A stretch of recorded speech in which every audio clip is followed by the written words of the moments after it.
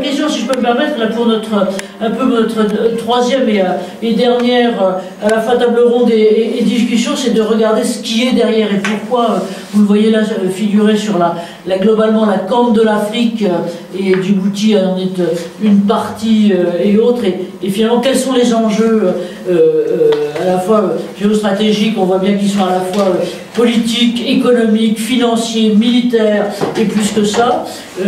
J'ai envoyé à certains d'entre vous, on avait fait rien qu'une pige, hein, mais c'est quand même 90 pages sur la situation et tout ce qui peut paraître dans la presse sur la situation de Djibouti en ce moment, et on voit bien ce qui pèse autour de ça. Voilà, peut-être on peut essayer d'avoir quelques mots là-dessus. Jean-Loup, à toi, et puis à vous tous aussi quelques mots. Je voulais dire que j'ai essayé là, je ne sais pas si ça a donné quelque chose, mais de contacter les personnes qui, dans nos 3 assemblées parlementaires en France, c'est-à-dire du côté de l'éducation nationale, où il y a un comité d'amitié franco-djiboutienne entre députés, mais il y a tout là-dedans.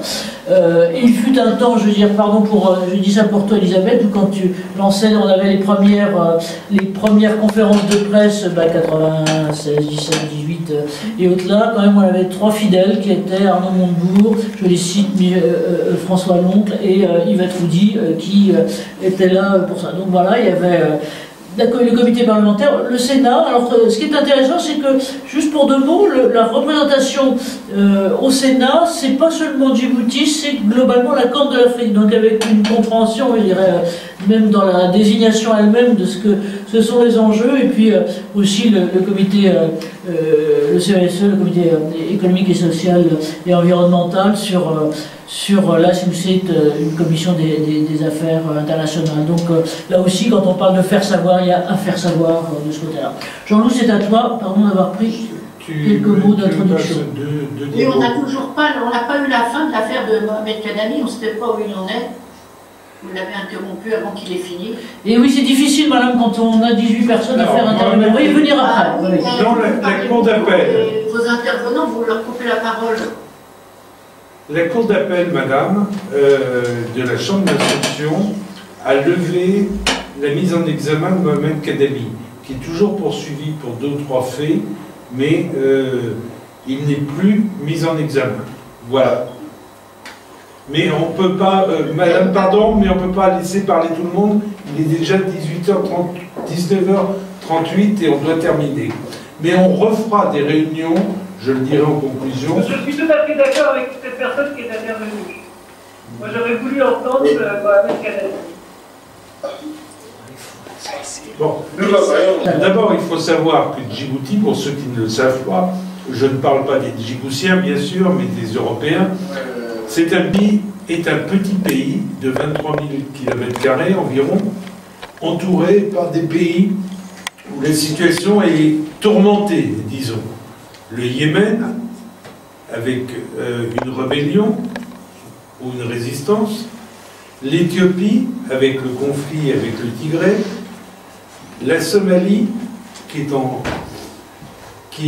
problème, avec une autorité du président qui concerne une petite partie du pays, etc. Bon, tu passes au suivant. Alors, c'est une position stratégique, Djibouti, celui d'avant.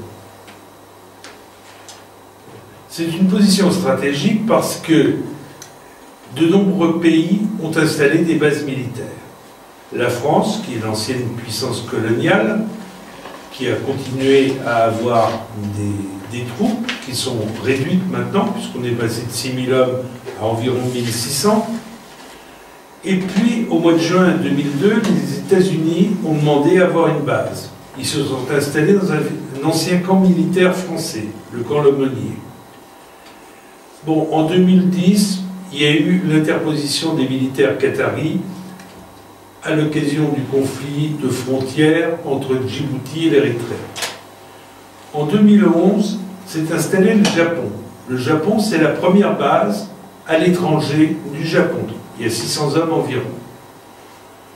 On a une petite implantation italienne, on a des représentations militaires de l'Allemagne, je crois que l'Allemagne est partie, de l'Espagne, de la Hollande. Bon, je ne sais pas où elles en sont. Mais en 2015, ce sont les Chinois qui arrivent et qui s'installent très près des Américains. On peut imaginer que ça ne va pas être toujours aussi simple.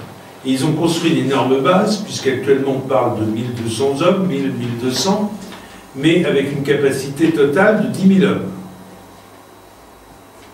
On a parlé en 2016 d'une implantation saoudienne. Je ne sais pas où on en est. C'était confirmé, mais je n'ai pas d'informations là-dessus. On sait qu'il y a un projet de l'Égypte et un projet de la Russie maintenant. Donc, pour un pays de 23 000 km², ça fait beaucoup de monde. Alors, l'État djiboutien touche de l'argent. Je vous passe le suivant. L'État djiboutien touche de l'argent de ses bases. C'est pas clair, c'est pas transparent, et je ne l'ai pas vu dans le budget national, qui pourtant, dans les chiffres, la révision de 2021, du budget de l'État révisé en 2021, montre un budget à l'équilibre. Personnellement, je ne peux pas y croire. Mais, d'autant plus qu'il y a 8 milliards de prêts environ de la Chine, et c'est peut-être sous-estimé. Pour un PIB de 3,4 milliards, ça fait à peu près minimum deux fois et demi le PIB. Comment un pays peut-il pouvoir continuer à vivre comme cela? Et on parlera des Chinois après, du risque que ça impose, mais le pays est complètement acheté par la Chine. Voilà.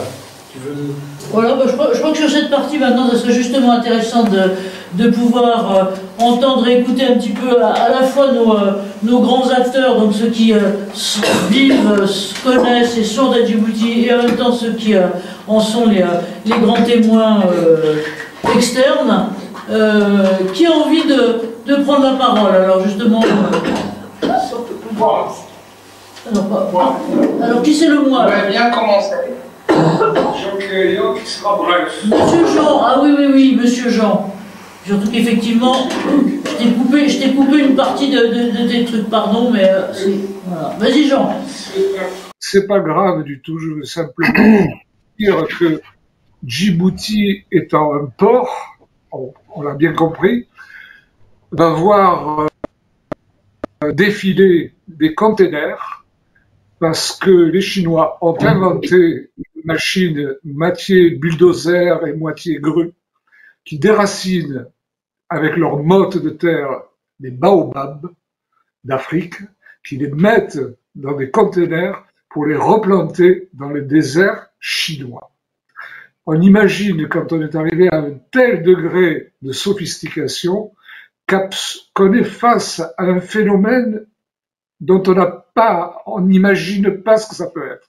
Alors, Jean-Loup a bien expliqué les enjeux géopolitiques, comment ce petit pays en est arrivé là, et moi je tiens à vous remercier et à vous féliciter d'avoir posé la loupe sur ce petit confetti de la planisphère, parce que, je le répète, c'est un laboratoire. Tout partira de là. On va fabriquer des gens, des structures et des situations qui seront ensuite exportables partout. Déjà, en Chine, ce pays gigantesque, à la population gigantesque, a toute sa population mise en fiche, on reconnaît n'importe qui, n'importe quand et n'importe où. C'est des choses, je le répète, que George Orwell n'avait même pas imaginé de ce niveau et de cette importance. Alors c'est sûr que, ayant dit tout ça, on aurait plutôt tendance à dire que le monde dans lequel nous vivons aujourd'hui est bien malade. Il est peut-être bien malade, mais s'il y a encore des gens comme vous qui se mobilisent et pour pas, en ne haussant pas les épaules et dire « Oh, Djibouti, Coco », comme on dit dans les rédactions, tout le monde s'en fout, eh bien, il y aura des espoirs pour qu'on arrive à régler quelque chose. Et je conclurai mon propos en disant, comme le disait mon ami Václav Havel, que l'amour et la vérité triompheront toujours de la haine et du mensonge. Merci. Merci Jean. Merci, ouais. Ben, je crois qu'effectivement, mis à part continuons les combats, j'aimerais bien aussi peut-être qu'on pose le même type de questions avec ceux qui ont été nos grands témoins un peu muets jusque-là. Je crois que Catherine Delanoë-Daoud, vous êtes là, ou est-ce qu'elle est encore là, ou est-ce qu'elle vient de partir? Elle vient de partir, mif, pas de bol. Alors, et de ce côté-là, peut-être nos deux Jean-Marie Fessler et Jean-Marie Peretti, vous qui étiez peut-être pas forcément tombé dans Djibouti jusqu'ici, à l'issue de ce court quand même évocation qu'on a essayé en spectre large des enjeux de Djibouti, qui a envie de prendre la parole? C'est bien parce que quand je dis Jean-Marie, il y en a deux possibles. Ah bah écoute, je veux bien dire un mot. Merci Jean-Marie. Si tu peux brancher ta caméra, j'ai pas ta caméra. Tu peux brancher ta caméra? Oui, ça va fonctionner. Merci à toi. Ben non, on l'a pas. Ah si, voilà. Hop, c'est parti. Il va revenir. Bien. Non, je l'ai plus. J'ai Jean-Loup, ah bah si, voilà. Ah bah. Voilà. Très bien, donc moi je voulais te féliciter pour cette manifestation qui m'a fait découvrir effectivement Djibouti. Je suivais un certain nombre de tes combats et des combats de Jean-Loup ces dernières années, mais là j'ai découvert effectivement toute la difficulté des luttes actuelles pour pouvoir effectivement introduire un certain nombre finalement de droits humains au niveau de cette République, et donc je découvre également à quel point les enjeux internationaux sont considérables et à quel point il peut y avoir effectivement des accointances, il peut y avoir tendance à ménager ce qui est finalement un port essentiel et un endroit essentiel pour finalement la maîtrise des grands flux. Non, je n'ai pas rien à dire, simplement, donc bravo pour ces 3 heures que nous avons vécues, qui sont passionnantes. Merci Marie, merci beaucoup, merci à tous. Merci à toi Jean-Marie, parce qu'effectivement c'est bien le but, c'est d'essayer, quand on peut, de mettre un peu de lumière sur ces enjeux-là. Tu résumais parfaitement la question, c'est que la force des masses financières qui sont potentielles... Une seconde, Hassan, on revient à toi tout de suite. On revient à toi tout de suite, si tu veux bien. C'est que, effectivement, la force des enjeux financiers qui sont là-dessus et militaires et autres entraînent tout le monde à se taire. Et ce qui est bien le problème de ce pays, c'est que... Mais finalement, c'est que 800 000 personnes, alors que quand vous regardez les sommes des enjeux, des puissances qui sont là, alors un cas d'un pauvre type, pardon, qui s'est fait assassiner et autres, c'est vraiment rien au regard et c'est vraiment ce que les puissants veulent nous faire entendre. Et donc de ce côté-là, je vais vous passer la parole, Hassan, mais il faut aussi regarder ce qu'est le futur. Ah ben voilà... Boumine Badone, alors allez-y, et puis Jean-Marie après. L'autre Jean-Marie. Alors, merci Anne-Marie, merci Jean-Loup. Je pense, brièvement, Jean-Loup a décrit un peu l'importance géopolitique de Djibouti. Mais Djibouti, si elle existe aujourd'hui, si on retourne un peu dans l'histoire, c'est grâce à l'accord de défense établi au moment de l'indépendance avec la France.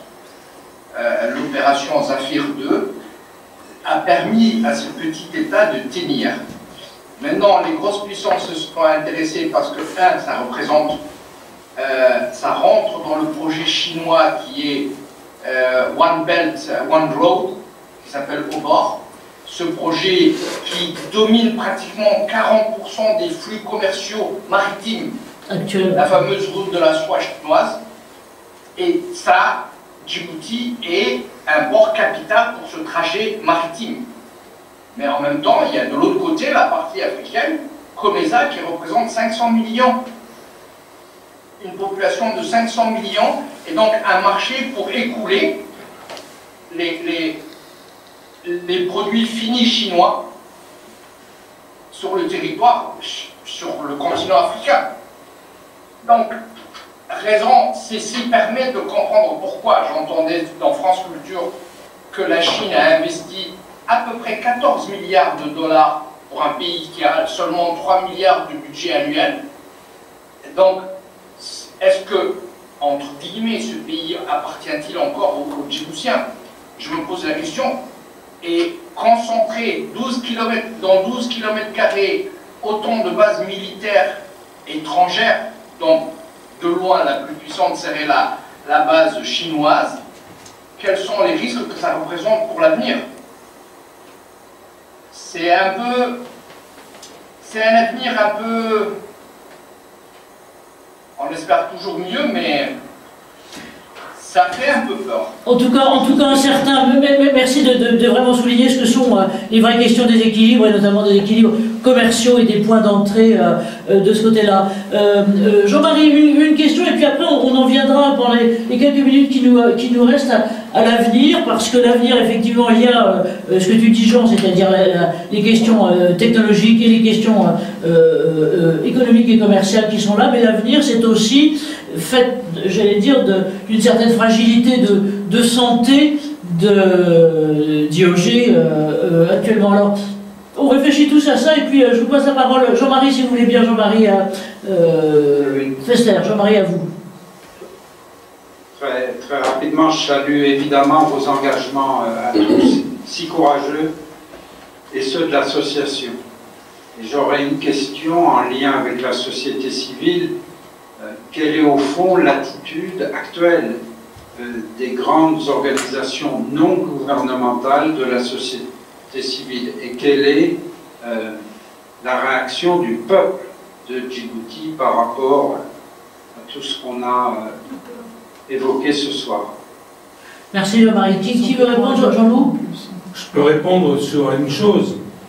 Le peuple est dominé par la peur. Le régime institue la peur, harcèle tous ceux qui lèvent la voix, et en plus, il appauvrit le pays. C'est-à-dire que les familles, on m'a dit que de nombreuses familles ne pouvaient plus manger qu'une seule fois par jour. Donc, on ne peut pas, le peuple est résigné et espère que les opposants vont faire quelque chose. Mais j'en parlerai en conclusion. Qui veut prendre la parole? J'ai vu Hassan Cher, vous vouliez dire quelque chose? Oui. Allez-y, à vous. Oui. Et on coupe les autres. Voilà, je vais répondre.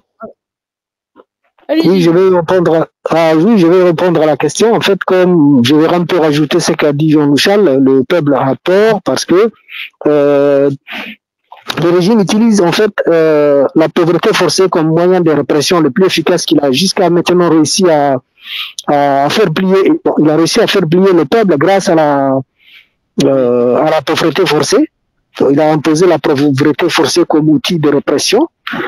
Si tu dis un mot, on te licencie, tu n'as plus le droit de te créer un business, tu n'as plus le droit de travailler. On te met dans la pauvreté totale pour que tu ne peux plus, pour que tu penses simplement à comment te nourrir demain, que tu ne puisses pas avoir le temps de faire autre chose. Donc il a imposé la pauvreté forcée comme moyen de répression. C'est un système de répression de masse qui n'est pas très visible et on ne peut pas en plus exposer au niveau international. Ce régime est malin, le régime djiboutien est malin en fait, il n'est pas intelligent, mais il est malin, et il a choisi ce système parce qu'il est tout à fait difficile dans le monde de dénoncer, d'exposer qu'il appauvrit les gens en fait. Et il n'y a pas des outils, je peux dire aussi au niveau international pour porter plainte dans ce sens-là. Donc, le plus grand, je veux dire, moyen de répression, c'est la pauvreté en fait. Et surtout l'absence ou la réaction, le manque de réaction, l'absence de réaction des pays occidentaux. C'est-à-dire, comme vous avez dit, il y a les intérêts géostratégiques et tout le monde essaye de dire on voit rien en fait, c'est ferme les yeux, on préfère regarder ailleurs. Prioriser en fait leurs intérêts. Donc mettre en priorité leurs intérêts, et c'est ça aussi qui joue contre nous, parce que pour développer des médias indépendants, il faut de l'argent, il faut des moyens, et déjà vu que nous sommes dans la pauvreté, il est tout à fait difficile de financer ce genre de projet, mais actuellement avec les réseaux sociaux, on a plus de chances de dénoncer et de réagir que par rapport à avant. Ok, mais merci. Là, on a des choses. Si je peux rajouter sur la géostratégie, je ne sais pas si je dois revenir, mais je voulais rajouter quelque chose sur la géostratégie tout à l'heure, ce qu'il avait dit sur la Chine, Jean-Michel en fait. Là, je veux dire qu'il y a les intérêts de chacun dans cette affaire de Chinois, et s'il n'y a pas que les Chinois qui ont des intérêts à Djibouti, il y a aussi Ismaël Omar, le régime d'Ismaël Omar qui a des intérêts sur la présence des Chinois. En fait, l'objectif d'Ismaël Omar, c'était, vu que la situation s'est compliquée, ses relations s'est compliquées avec les pays occidentaux, c'était pour dire aux pays occidentaux, si vous m'emmerdez, je peux en trouver quelqu'un qui peut vous remplacer ou trouver un nouveau protecteur en fait. C'est la Chine. Et là, la Chine, c'est... Hassan, on va arrêter parce qu'on n'a plus beaucoup de temps. Et on voudrait passer la parole 2 minutes à Mohamed Kadhafi. Merci Hassan. Alors, Mohamed Kadhafi, s'il est encore là, est-ce que je le vois? Oui, je le vois, mais Mohamed, il faut mettre votre micro, parce que là, on n'a pas de micro. Voilà, c'est bon. Ah, c'est bon, ok. C'est bon. Alors, d'abord, je vais rassurer, la mise en examen a été élevée, comme l'a dit, et Jean Bouchard, c'est un peu le président de mon comité de soutien, et il connaît donc parfaitement la situation.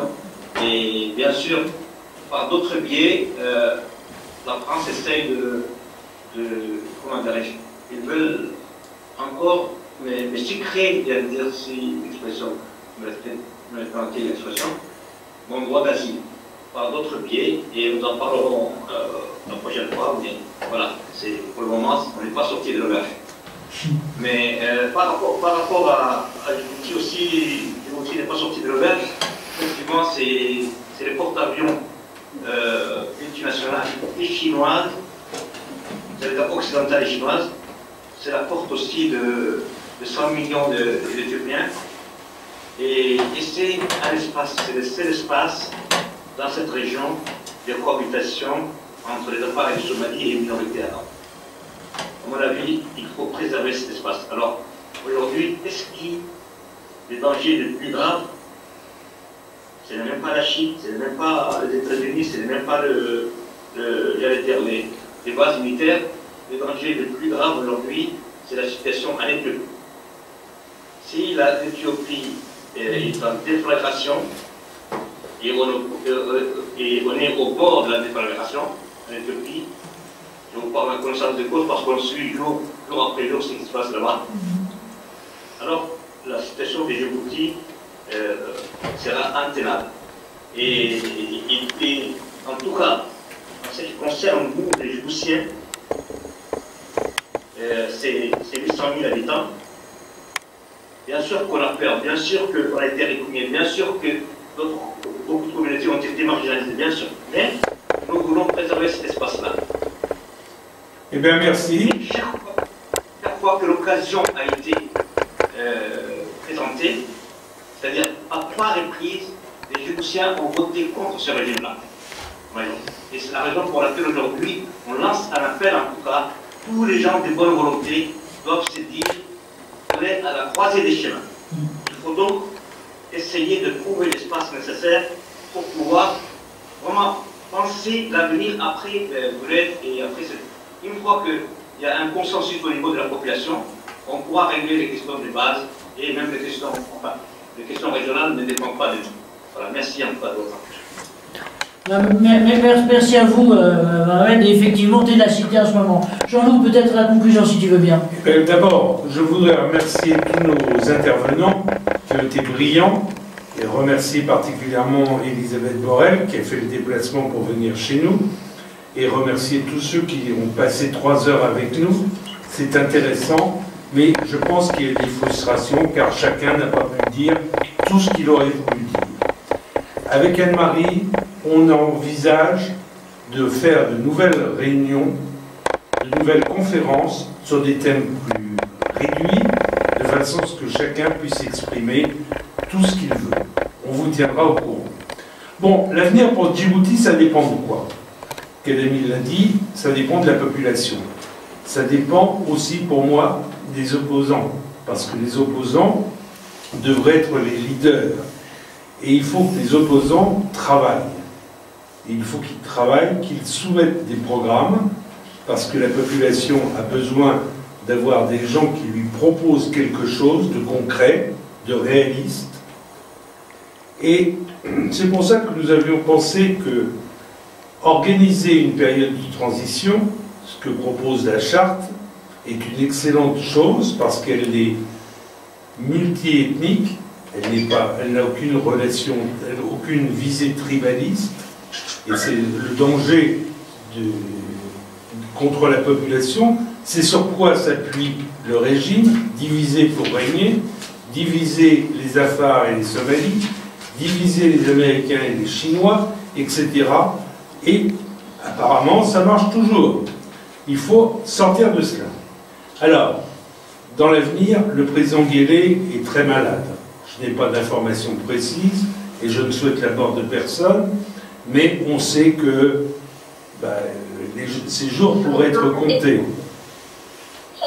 Alors, pour passer de la tyrannie à la démocratie, il faut une période de transition. Il faut remettre en marche les institutions, remettre en marche les listes électorales, et que chaque parti puisse ensuite faire valoir son projet. Bon, ça fait un risque, parce que Guelleh disparaissant, il va y avoir des coqs autour de lui, c'est-à-dire des obligés de premier niveau qui vont se battre pour essayer de prendre le pouvoir. Et ce que je vois moi aussi, c'est que si les opposants se battent, les coqs, appelons-les comme ça, du RPP se battent pour prendre le pouvoir, il y a le risque que ce soit l'armée qui mette tout le monde d'accord.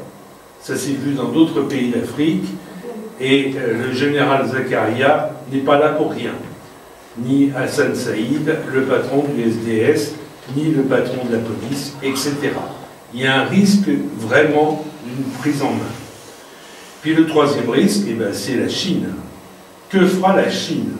On sait que c'est un régime, je ne vais pas critiquer la Chine, mais on sait qu'il ne favorisera pas forcément une démocratie. Parce que ses intérêts, c'est d'avoir un homme fort qui dirige le pays pour qu'ils puissent mener leurs affaires tranquillement. Alors ça fait beaucoup d'incertitudes. Mais je crois que ce qu'il faut, c'est que les opposants s'organisent, se mettent d'accord, et qu'ils arrêtent des querelles d'ego comme j'en vois souvent. L'homme à abattre, c'est le régime de Guelleh. Ce n'est pas le dirigeant d'un autre parti.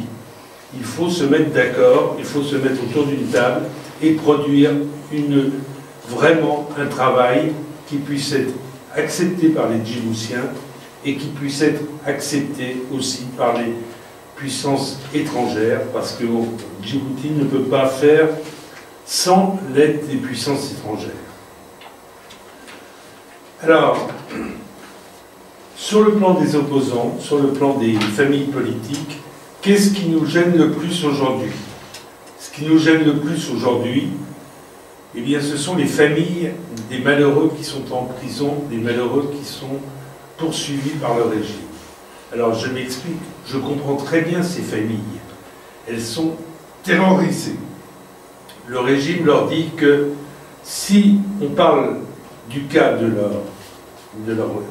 prisonnier qui est dans leur famille, eh bien, elles seront encore plus méchantes avec lui. Si on n'en parle pas, il aura une certaine souplesse, il aura des facilités, il sera relâché plus vite. Tout ça, ne vous y trompez pas, c'est une erreur. Chaque fois qu'un opposant qui était victime a accepté que nous parlions, les choses se sont arrangées. Je reparle du père de la petite Mouna. S'il n'avait pas accepté de parler, la BBC, RFI n'auraient pas fait les articles qui ont été déterminants. Sachez que les tyrans ont peur de l'opinion internationale. Et j'ai le cas ici, certains m'ont dit « je ne peux pas participer à la réunion parce que ma famille me l'interdit ». Alors je le comprends, je ne vais pas critiquer cela, mais sachez qu'à mon avis, comme l'a dit l'un de nos intervenants, si on se tait, eh bien on ne fait qu'encourager la politique de guérilla. Voilà. Eh bien écoutez, merci à tous, un grand merci à Anne-Marie qui a préparé ça de main de maître, qui a passé des heures à organiser cette conférence. Merci à la vice-présidente, ça a été fantastique. Oui, mais surtout merci, un grand merci à vous tous, qui êtes frustrés parce que vous n'avez pas pu parler. Laurence, qui fait une action géniale, a survécu. Mais si, Omar Ewado, qui a dû lâcher parce que là il n'est plus en ligne, mais la LDDH fait un boulot absolument fantastique. Et donc surtout merci à vous tous de votre patience pendant ces 3 heures. On voit bien des axes qui peuvent se développer. Le premier, c'est effectivement de travailler ensemble, comme tu le disais, autour par exemple de notamment, surtout de la charte de transition démocratique. Il y a une action politique à mener qui est très forte, et là je crois qu'elle est dans de bonnes mains. Bravo à vous tous qui êtes autour de ça. Il y a une action syndicale, Jean-Baptiste Calbou est parti, Ada n'a pas pu rester, donc là aussi il y a dû y avoir des trucs avec les liens à Djibouti, mais on est clair maintenant que sur ces pratiques de clonage, pour vous dire les choses, moi j'ai l'intention d'en réaliser non seulement à titre associatif, mais à titre un peu plus large, professionnel, quelque chose sur les tentations du clonage. Et puis ce que vous disiez tous, c'est-à-dire nous tous de la société civile, associations, particuliers et autres, c'est effectivement, dans la mesure du possible, ne pas céder à la peur, parler et oser. C'est ce que vous avez fait tous en étant là aujourd'hui. On vous remercie, on vous fait plein de bravos. Et je dois dire merci à Carole Charles aussi, mais parce que finalement on est quand même là entre amis et en famille pour se soutenir, qui a capté tout en vidéo et qui permettra tout à l'heure et plus tard d'avoir un replay de tout ça. Replay mardi. Merci à vous tous. Merci.